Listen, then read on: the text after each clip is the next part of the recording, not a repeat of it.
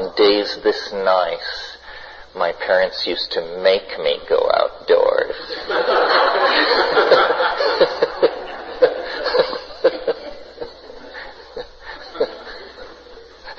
I had no excuse anymore for staying in. No, actually I vacillated. I spent a lot of time on my stomach on the couch reading, and then a lot of time scrambling around in the nearby semi-arid wilderness, looking for fossils, and later collecting butterflies, and then after that building and launching rockets, Freud notwithstanding. And it was lots of fun, but there was certainly lots of fun inside books. So last night was sort of a first pass at all of this, and there were questions left unanswered and threads untied, and now you've had a certain amount of time to absorb all that before I launch into some rap of my own. Is there anything anybody wants to carry forward? But for purposes of discussion, these psychedelic experiences, in my opinion, when correctly managed, end up giving you a big idea. That's a really successful psychedelic experience. It's not where you simply have observed this bewildering other dimension and try to come to terms with it and then come out and then live in the light of it because it's made the universe so much bigger. But following like a shamanic model of a journey to obtain a gift or to recover a lost jewel, or this is the shamanic motif, it's always one of loss and recovery. These flights into this realm of the logos, the real stamp of authenticity on them comes when you bring back a new idea, something brand new. That proves that you're not just talking to yourself. And so I, knew this and aspired to a new idea, whatever that might be, but I had no notion of what it was. And my problem as an intellectual throughout my entire life has been, it's hard for me to go to depth with anything. I study Roman history for a year. I study German for a year. I study the Maya for a year. But I never could get that professional mania that leads you into becoming, a real academic in a specialized sense. So this download for a big idea, somehow these psychedelic experiences set you up for it. They're not the only way, but they're the only way where you have some managerial control. The other methods all seem to be driven from the unconscious. For instance, if you read Thomas Kuhn's book, The Structure of Scientific Revolutions, you discover there that these huge rational idea systems were downloaded in very shady and shaky mystical ways. The classic example that I always give, because it has so much fun, basically, is that, René Descartes' invention of scientific materialism was at the behest of an angel. An angel appeared to him in a dream. He records it in his diary, and the angel says, the conquest of nature is achieved through measurement and number. And he awakens the founder of French empiricism, materialism, and derivatively a whole branch of modern science at the behest of an angel in this occult drive to understand nature. This is the amazing thing that the Greeks unleashed, this idea that we can not only mythologize the world, but that there is another way of looking at it. We can understand it. And, they started out simply, what is air, what is fire, what is earth, and, after 2,500 years of this, we've pretty much figured out what the standard moves are. The history of Chinese philosophy and the history of Western philosophy are the same schools by different names. You get atomic materialists, you get spiritualists, you get what's called occasionalism, you get all the possible adumbrations of a mind's position in relationship to being in the search for these ideas. Well, my idea, which came to me, I don't say I channeled it because I find that vocabulary infantile and obnoxious. But on the other hand, I don't take credit for it in the way that I don't feel elevated by my genius for having done this. It was definitely unfolded for me at a conversational speed by an intelligence for which I was little more than the secretary. And the idea is this, and I'll start with the outlines and then move into the details. First of all, that two facts about nature have been overlooked by science, and that these facts are so overwhelmingly obvious once you begin to talk about them, that ordinary people like you and I, by talking about them, can actually satisfy ourselves that these two aspects of nature, these two related aspects of nature, have been overlooked or not properly weighted in philosophical discourse. And here's what they are. The first one is, as you go back in time from the present moment, the universe becomes a simpler place. This is a huge generalization, and it's true. And let's state it now a slightly different way. Let's imagine we're at the moment of the Big Bang, or the moment when the universe flashed into existence 15 billion or however many billion years ago.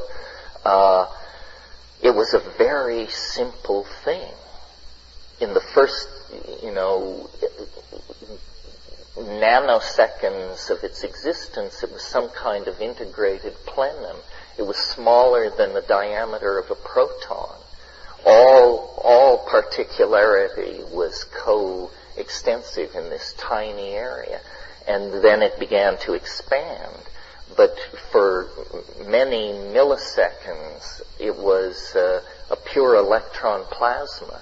There was only a certain kind of physics, only the physics of pure electrons. The universe had to cool over minutes and millennia for atomic systems to form, so that electrons could actually go into orbit around the atomic core and not be overcome by the greater dissipative power of high thermal radiation. So until the universe cooled below a certain point, atomic systems, as it were, couldn't crystallize out. And then they did. And there at that moment, a whole new set of phenomena in nature emerged, in David Bohm's phrase, emergent phenomena. There had been only a universe of pure electrons. Suddenly there was a universe of hydrogen and helium atoms, much more complex organisms, if you wish. Well, so then the whole story of the universe is a story of progressive complexification accompanied by this phenomenon of cooling. And the universe of hydrogen and helium atoms, under the influence of gravity, these things were aggregated into huge masses where pressure rose at the center of these masses from the weight of the stuff above. And at a certain point, the the curve of pressure passed through a point where a new phenomenon, hidden in the structure of being, but previously not by any phenomenon proclaimed, emerged. A new phenomenon, fusion. The stars began to burn. And this process of nuclear burning, this nuclear chemistry, created heavier elements. Instead of a universe now of hydrogen and helium, suddenly you have a universe which contains sulfur and iron, and for us, for our story, carbon. And at that point, it's like the rest was inevitable. The rest is just filling in the blanks, drawing the dots. I mean, it takes 14 billion years, but with carbon present in the universe,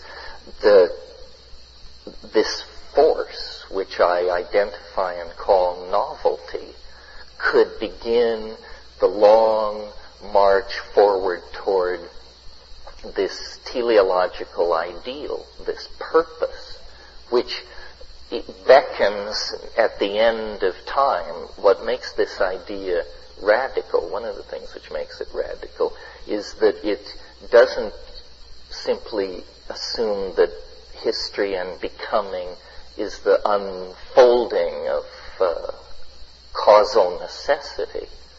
It assumes instead that there's some kind of an attractor, that events are not just bubbling forward probabilistically and randomly, but that they're actually caught in some kind of field that is pulling everything toward a conclusion. And this, so I'm making this more complicated than it needs to be. The basic perception is the universe has grown more complex as we approach the present. Now, this is a huge law, if true, because it's a statement about physical matter. It's a statement about organic organization. It's a statement about culture and society. It's a statement about your own psychology. Things complexify through time. But science has never said this. It's not even, the theory of evolution says biological systems grow more adaptive through time. But there's been a real phobia against any teleological implication from that. But this is a general rule which I submit to you by investigating the nature of things on your own, can completely satisfy yourself that this is true.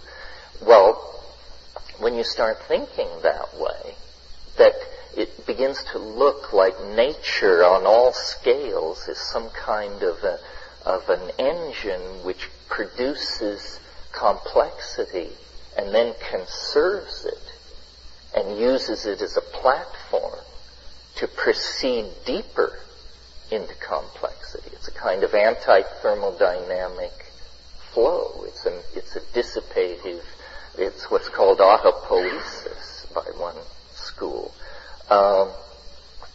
So this tendency has been completely overlooked by science. In fact, science's most secure statement is Maxwell's second law of thermodynamics, which says all systems tend to disorder over time. But what it means is closed systems. All closed systems tend to disorder over time. Well, biology is some kind of a loophole in the laws of physics and chemistry, because what's happening in biology is complex materials are trapped inside membrane, and energy is extracted from these materials, and so a chemical process which would ordinarily ride down into entropy and obey the second law of thermodynamics is trapped in a kind of basin of attraction far from equilibrium, And people, physical chemists look at this and say, well, but it's ephemeral. It just happens on the surface of the earth, and it's very fragile, and death is everywhere. It's a fluke, basically, is what they're saying. Well, but this is just their professional bias, because you can go into the rocks of this planet and discover life and a continuous fossil record 4.83 billion years deep. The stars that you see when you look out at the Milky Way at night, the average star lasts 500 million years. So we just happen to be in orbit around a very stable, slow-burning type of star. But in fact, life on this planet has already proven that it is more tenacious than the stars themselves by 5 times. So you can't discount biology. Biology is clearly a player on a cosmic scale in this universal game of capturing energy and resisting entropy. So novelty theory says that this general law that nature conserves complexity reaches its culmination, or its most interesting intersection of discursiveness, in ourselves. That we then look different to ourselves by this theory, because we are the most novel phenomenon around. So suddenly, what positivist materialism teaches about man's place in nature is that we're lucky to be here. It's a cosmic accident.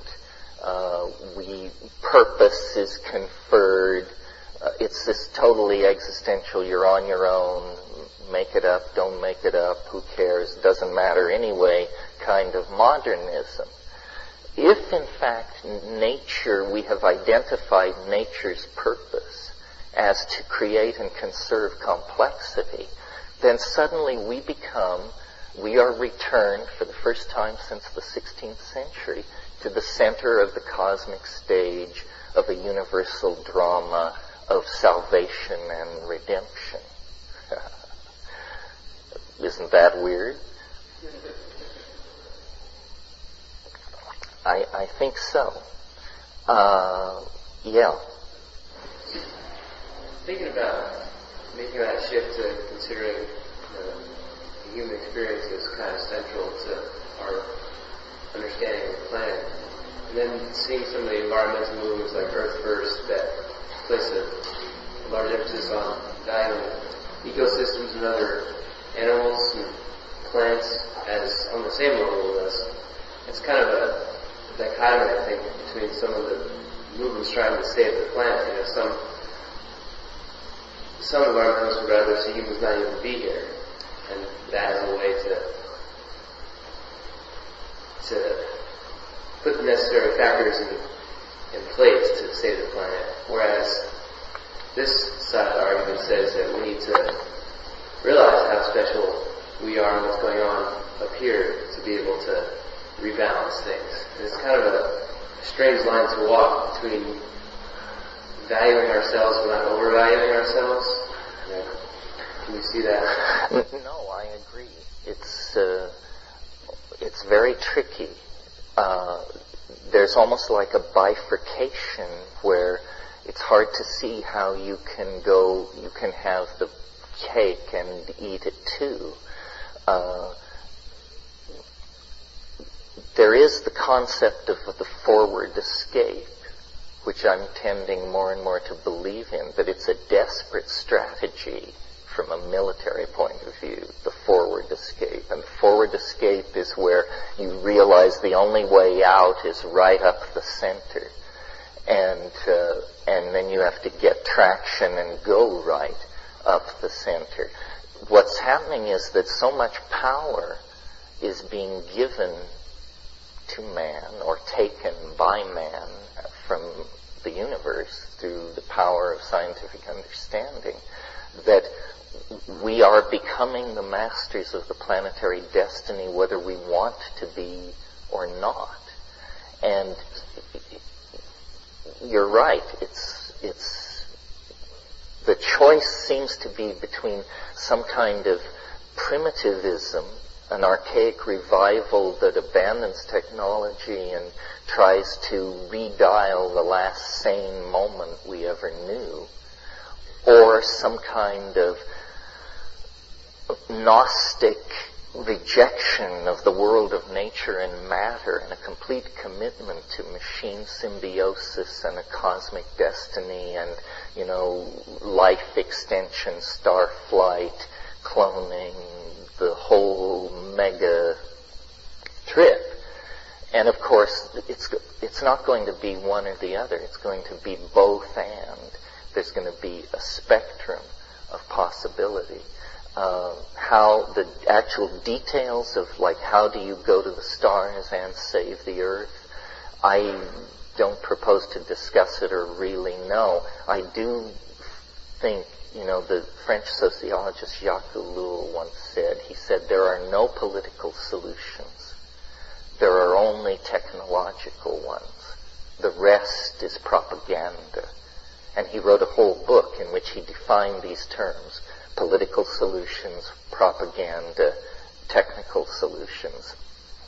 And I tend to think that's true. What we have to deal with in this millennial narrow neck of constricted possibility, where it still feels as though the human race could skid off into the ditch, is we have to deal with the fact that we have built institutions that do not serve human purposes, but that are like automata or golems among us, corporations, religions, cabals, ethnic tribalism, and these things are like the psychotic architectonics of the unconscious that the information age is causing to suddenly emerge for the inspection of those who have eyes to see. So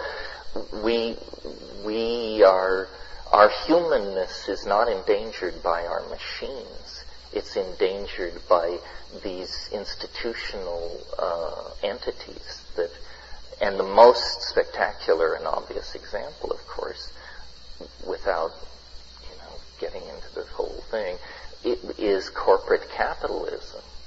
Simply because corporate capitalism has the intelligence of a termite at the organismic level.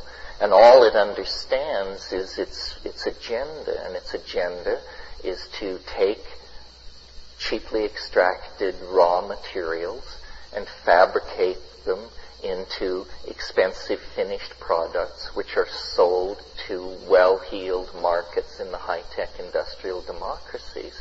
And it can't propagate that cycle on the closed surface of this planet much longer without the contradictions becoming unbearable. But it doesn't know that. It has a very low-grade intelligence. So how we communicate, we're all ready to switch on a dime to the new paradigm if we can just figure it out.